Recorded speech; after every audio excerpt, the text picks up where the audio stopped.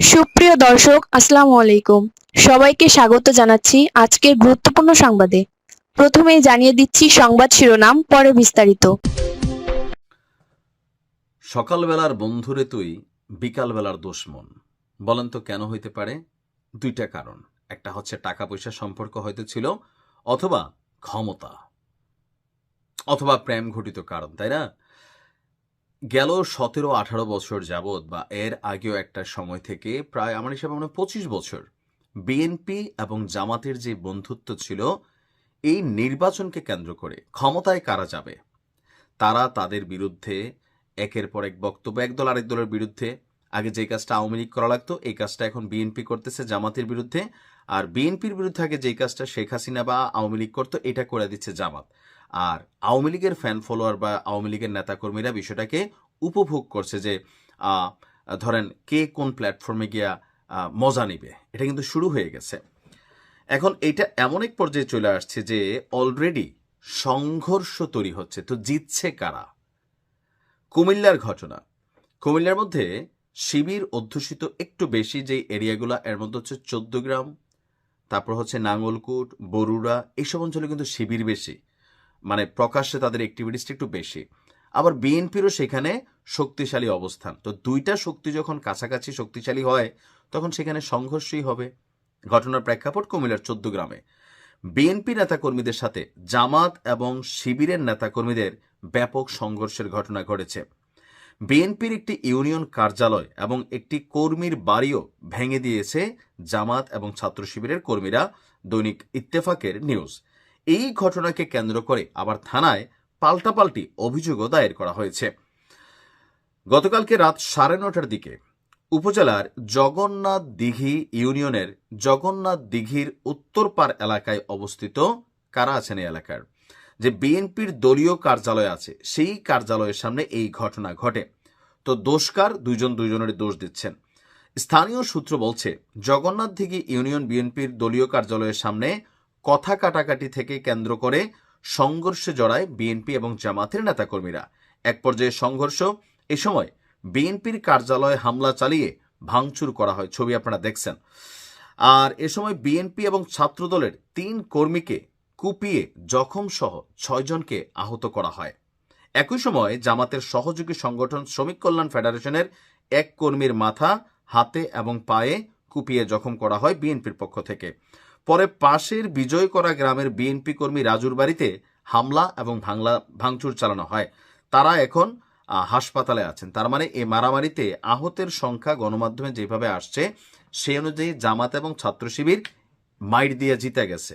মাইর খাওয়ার পরিমাণটা বেশি হচ্ছে বিএনপির। কোপাকুপিতেও জামাতের অবস্থানটা শক্ত আর বিএনপির দুর্বল, মানে দুই দিক থেকে বোঝা গেছে যে এখানে জামাত শিবির আসলে অনেক শক্তিশালী। উপজেলা বিএনপির সাধারণ সম্পাদক শাহ আলম যিনি আছেন, তার বক্তব্য হচ্ছে, রাতে স্থানীয় স্বেচ্ছাসেবক দলের একটি অনুষ্ঠান শেষে ইউনিয়ন বিএনপির কার্যালয়ে 6-7 জন নেতাকর্মী অবস্থান করছিলেন। এ সময় জামাত শিবিরের 30 থেকে 40 জন নেতাকর্মী অতর্কিত হামলা চালিয়েছেন। এই কথার মধ্যে একটু ফাঁক আছে। তারা ওইখানে বৈশা আছে, 30-40 জন মানুষ গিয়া সন্ত্রাসী হিসেবে হামলা চাললো, নাকি অন্য কোনো কথা কাটাকাটি ছিল যে একটা পর্যায়ে ঘটনা ঘটল। এরপর বলা হচ্ছে যে বিএনপির কর্মীরা বাধা দিতে গেলে তাদের মারধর করা হয় এবং জামাত শিবিরের নেতাকর্মীদের ধারালো অস্ত্রের আঘাতে বিএনপি এবং ছাত্রদলের 3 কর্মী রক্তাক্ত হয়। এছাড়া আহত আরও 3 জন স্থানীয়ভাবে চিকিৎসা নিয়েছেন। কার্যালয়ে হামলার পর তারা বিজয় করা গ্রামে বিএনপির এক কর্মীর বাড়িতেও হামলা ভাঙচুর করেছেন। তবে এই ঘটনা সত্যি নয়, দাবি হচ্ছে 14 গ্রাম উপজেলা জামাত ইসলামের সেক্রেটারি মোহাম্মদ বেলাল হোসেন। তিনি বলছেন যে এই এলাকার বাসিন্দা হওয়ায় বিএনপির নেতাকর্মীদের সাথে জামাতের স্থানীয় বিষয় নিয়ে কথাবার্তা হচ্ছিল। এক পর্যায়ে হঠাৎ করে তারা, মানে বিএনপির তারা, জামাতের যে কর্মী ইসমাইল, তাকে ধারালো অস্ত্র দিয়ে কোপাতে শুরু করে। তার পুরো মাথায় কোপানো হয়েছে, এছাড়া বাকি শরীরেও জখম আছে।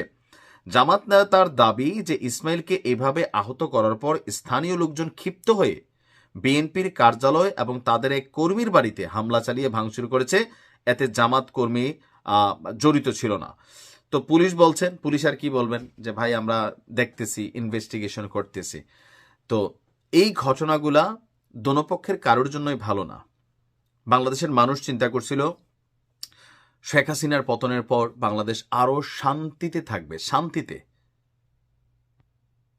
তো গত 15 মাসে এই দেশে যেই পরিমাণ ঘটনা হচ্ছে, মব, যার বিরুদ্ধে যার খুশি ঘটনা ঘটাই দেওয়া, এই পরিস্থিতিগুলা এমন একটা আকার ধারণ করছে যে দুই দল, জামাত এতদিন পর্যন্ত অনেকটা শান্ত ছিল, কিন্তু ইদানিং সময় জামাতের নেতাদের অধ্যত্বপূর্ণ বক্তব্য, উল্টাপাল্টা কথাবার্তা, জামাতের যে জনপ্রিয়তা ছিল সেখানে কিন্তু ভাটা ফালাচ্ছে।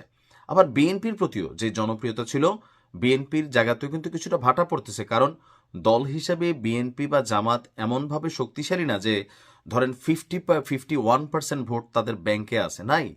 বিএনপির ভোট আছে ধরেন অ্যাভারেজে 30 থেকে 40%, জামাতের ভোট আছে 20 থেকে 30%, আওয়ামী লীগের ভোট আছে এই দেশে 30 থেকে 40%, এখন অনেকটা কম আছে।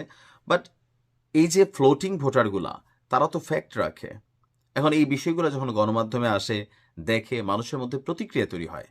সো দুই দলেরই উচিত রাজনীতির জায়গায় রাজনীতি, কিন্তু কারোর জীবন নষ্ট করা, বাড়িঘরে হামলা চালানো, ভাঙচুর করা, এটা রাজনীতির সৌন্দর্য না।